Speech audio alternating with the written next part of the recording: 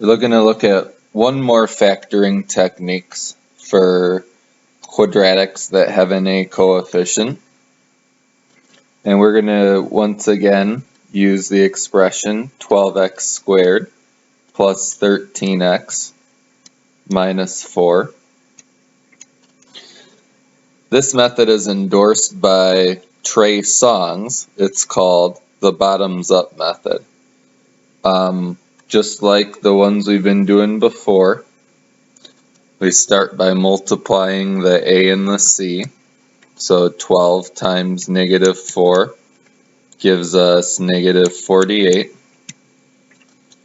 So we want two numbers that multiply to negative 48 and add up to 13.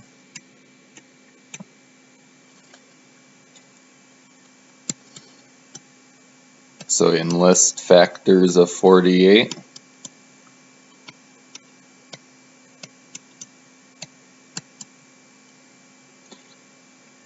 And we can see that I need to use positive 16 and negative 3 in order to fulfill both conditions.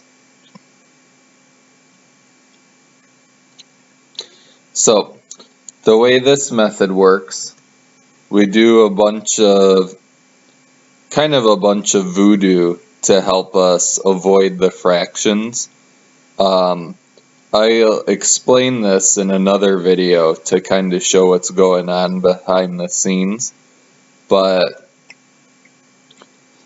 basically what happens here is we're going to factor out this 12, but then we'll be able to kind of work around all of the fractions that we would be dealing with by doing that.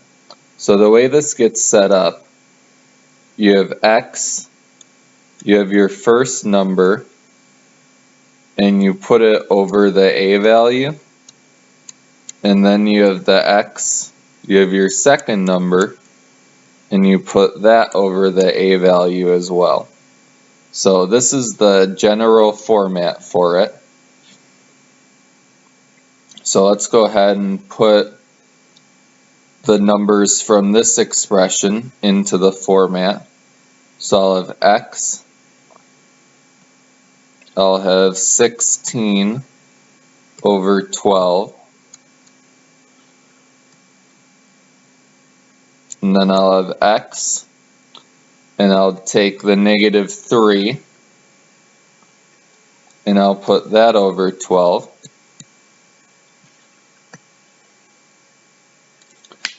So again, I first just set it up in this format.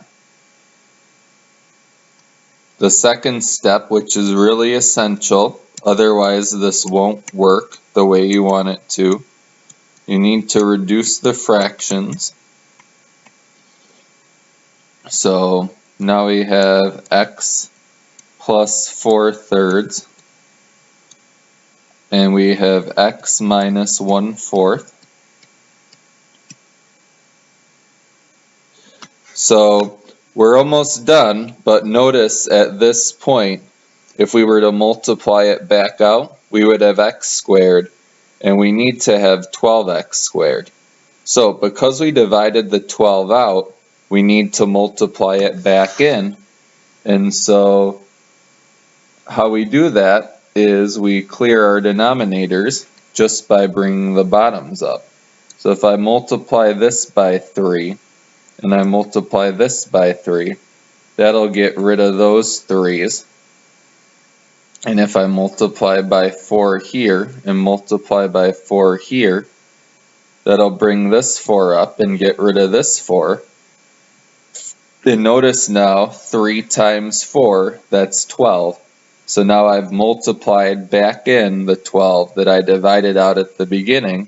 So my net result is that I still have the same thing. So I have the 3x, and now the plus 4, and now I have the 4x, and now the minus 1. And again, if I want, I could use the distributive property to multiply this out and check that we still have the same thing.